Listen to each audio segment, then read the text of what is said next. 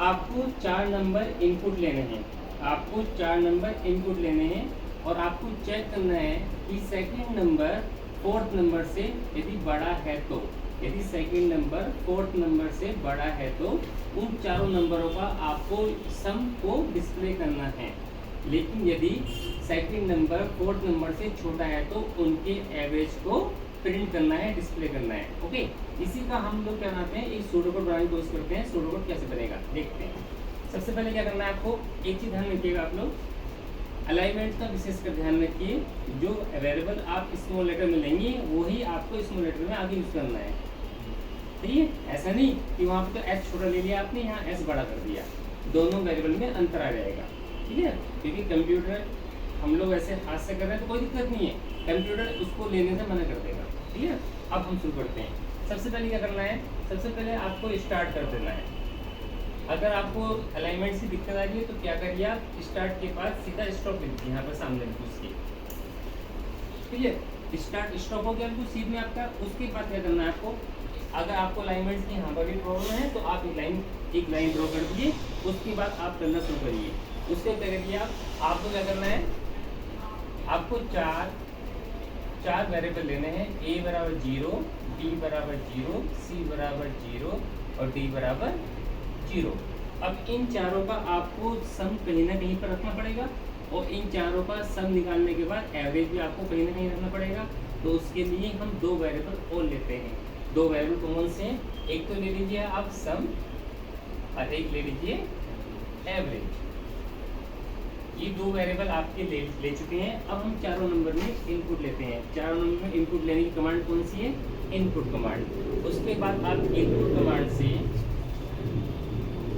आप ए, बी, सी और डी में आपके चारों में इनपुट लेना है। चारों में इनपुट लेने के बाद अब इनका आपको क्या निकालना है, सम निकाल दीजिए।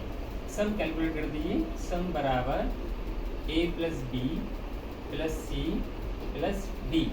अब सम के बाद आपको क्या निकालना है, एवरेज। एवरेज निकालने का फॉर्मूला आपको पता ही है कि जो सम आता है आपका, उसको जितने नंबर होते हैं उससे 4 से उतने नंबर से हम लोग डिवाइड कर देते हैं कि एवरेज आ चुका है।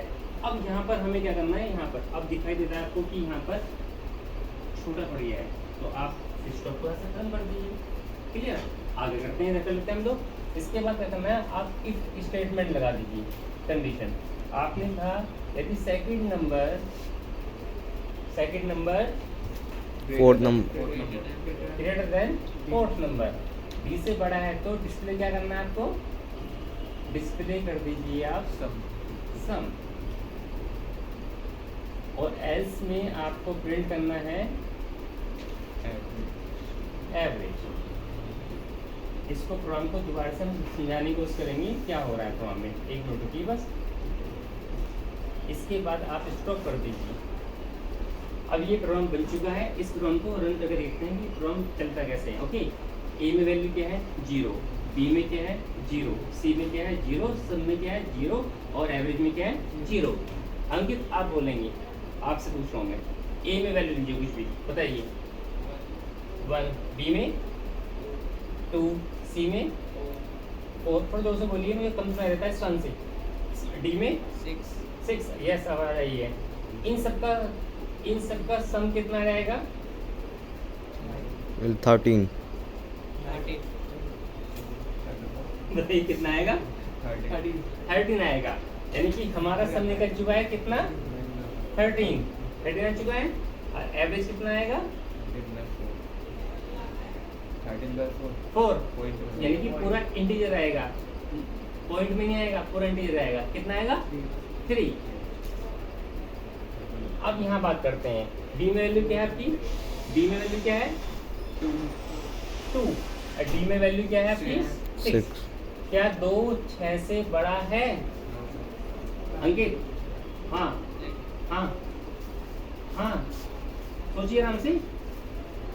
क्या 2 6 से बड़ा है ना, है?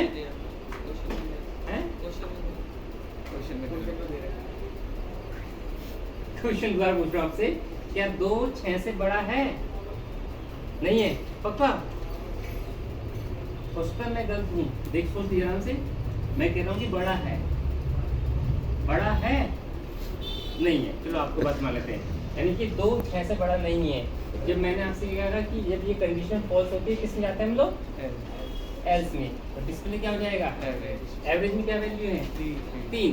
अब हम प्रोग्राम को हमारा प्रोग्राम खत्म हो चुका है तो उस प्रोग्राम को दोबारा रिपीट करते हैं, प्रोग्राम को दोबारा स्टार्ट करते हैं। स्टार्ट करने के बाद ए की वैल्यू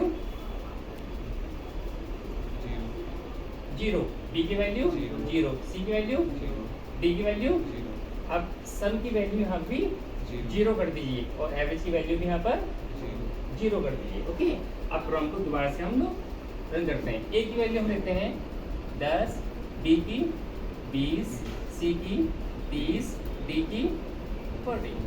ये हो गया, सम की वैल्यू 0 हो चुकी है, एवरेज की 0 हो चुकी है। अब सम कितना हो गया 100 और एवरेज कितना हो गया 25 25। ओके 25। अब यहाँ देखिए क्या बी डी से बड़ा है, अब भी बड़ा नहीं है, तो अब एक काम करते हैं हम लोग डी की वैल्यू थोड़ी सी बढ़ा देते हैं। डी की वैल्यू हम यहाँ पर 200 कर देते हैं। अब सम चेंज हो गया, सम कितना हो गया कितना 280। एवरेज कितना हो गया 70। ओके, बी में वैल्यू क्या है 200 और डी में वैल्यू क्या है 40।